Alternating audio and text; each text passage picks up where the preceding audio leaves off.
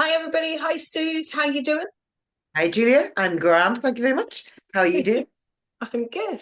Um, we are talking about our growth strategies for 2025. Are we We not? are. We are, because this is in a really interesting year. There's so much uncertainty in the sector, but there's also opportunities within that, particularly Huge opportunities. and particularly for those organizations that maybe feel a bit left out of the room at the moment, because they don't have the size, or they're so specialist in what they do that they've kind of always been on the sidelines, and maybe a bit of call off work comes their way every so often. Maybe there's a little bit of subbing going on, but generally speaking, that they haven't been able to take advantage as much as the larger, more established organizations, or not. Because, yeah, everything in terms of commissioning outside of apprenticeships has really been focused on big providers Yeah. in terms of direct contracting. That's changing with the, you know, devolution of skills commissioning, and it's going to change further. Um, and there's all kinds of wonderful opportunities for partnership working, isn't there? Some really good stuff out there. I mean, if you look at Connect to Work, which is going to be commissioned by some councils, not all of them, some will do it themselves, but there is very definitely a place for more specialist organisations that have worked in the health space and the well-being space previously, where that is going to be really interlinked with any tender offer that's going to be coming out, because it is about looking at those people with significant barriers to access to work. So, there's a real opportunity. And along with the devolved skills, there's going to be a really, I think a fundamental shift in what commissioning looks like. I don't think it's going to be ASF is just a list of qualifications that meets the local skills needs, with a couple of employers engaging with you on that. I think it's going to be much more rounded around social value, around looking at how do you mitigate the barriers for people who are furthest from really engaging well in learning and well in employment. And again, specialist support services work well with those individuals in a way normal mainstream providers don't, because they're not contracted to at the moment. And they've never been contracted to. So Yeah, it's kind of a growth strategy from both sides. yeah, So if you're an organization looking at all these new opportunities, going, I'd like to get me some of that, yeah, um, then if you are a larger organization, then you really do need to be identifying a range of interesting partners.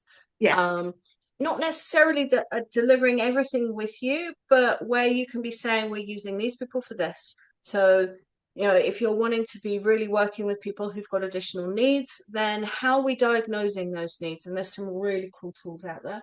Um, how are we delivering that additional support? Because traditionally the model has been very much face to face.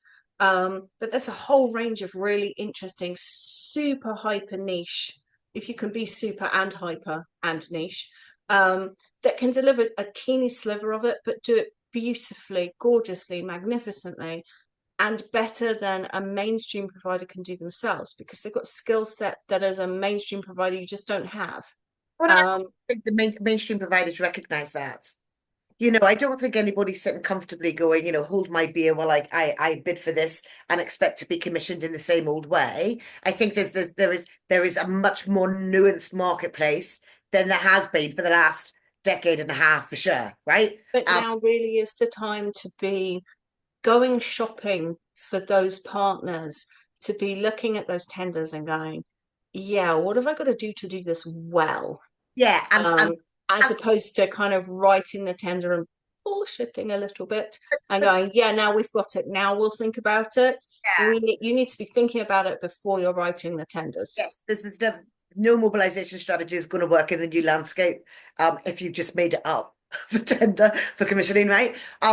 Because it's more complex, and there's going to be a bigger ask of people than there has been previously. But I also think that most people understand and know this. They understand that they've got the capacity to change some things internally, to do them differently, to do them well, to meet commissioner needs. But there's also things that with the best will in the world, they're not built that way, or the radical changes their businesses would have to undergo to be able to deliver the entire offer going forward for different things, is probably not a most cost efficient or productive And way of that's, yeah, about things. absolutely. And You that's might the get big there thing. eventually, But but by commissioning in really yeah, small providers to do a teeny tiny bit of it, as the main provider, you maintain more control. And you're going to get delivery at a lower price point than you could probably do yourself. And it's going to be better quality than you can do yourself because you're bringing in this really niche skill set. and also there are some brilliant people. I mean, we work with organizations now that sit outside the mainstream. A lot of work with organizations that sit outside the mainstream, who are brilliant. They're fabulous. Yeah. Absolutely. And And that's the other side of the growth strategy. If you're one of these super hyper niche yeah, organizations that really want to do more work in this space, but again, you're looking at tendering the whole commissioning, going, I only do like 1 or 2% of that. I don't have the infrastructure, then actually partnering up is a great growth strategy. and the resource, because actually commissioning, writing a bid is expensive. Yeah. Getting that research done, buying somebody in to write it for you, because invariably, if you're a small niche organization, I refuse to say small hyper niche, I'm just going to say small niche. But if you are a small niche organization, actually, it's unlikely you've got that skill set in the business, because actually writing a bid is a very specific skill set if you're going to write it well and win business out of And it. also, you're not necessarily credible to commissioners No, because you're small and super hyper niche. yeah. Just putting it So, in there again, just to but, wind you up. so I think that yeah, sorry. As the most hyper individual on this call, the use of hyper is offensive to me. Just saying. No, I'm joking. Obviously, I'm just being hyper. I think you're inferring a different definition of hyper than the one I I was know. going No, for. I know. I So know. No, I'm anyway, teasing. back on it. Back on it. So back on Um, the subject. I think that the thing is now, it's all about how do you build your networks well, right? How do you make sure that you're talking to the right people? How are you mapping out what you think you're going to be commissioning or wanting to commission a bid for in this next tranche of opportunity that's coming up? Any UK SPF that might be out there, devolve funding for skills, looking at Connect to Work, looking at whatever else is about to land in the inbox. How are you, or looking at entering the apprenticeship market, which I would be talking to people about and recommending if you're not in that marketplace already, because it's always consistent funding available yes. for apprenticeship. And again, with the decommissioning, these big pots of money are getting ever smaller and ever more specific, and the timelines are shorter. And actually, having a solid apprenticeship offer as part of your portfolio gives you some commissioning certainty. Yes. And we'll talk about that more in the next week when we're doing about how you maximize customer alignment with your different contracts. Well, we But better shut up then and get on with it. yeah, so I just want to finish off with this. This is a really clear opportunity for people if they start talking now and make sure. We know some stuff is going to start being commissioned mid to late February.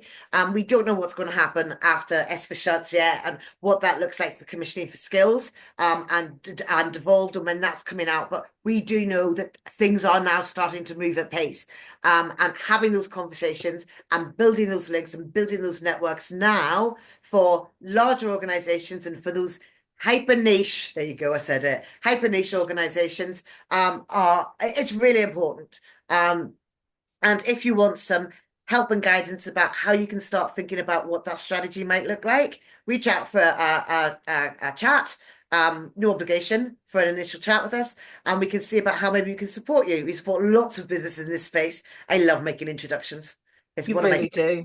one of It's my your favorite. all-time fave thing to I do, put isn't two it? organizations together that then start working really, really well together, and it's benefiting both organizations. It's just lovely. And on that note, we'll leave you. Thank you very much for watching, everybody.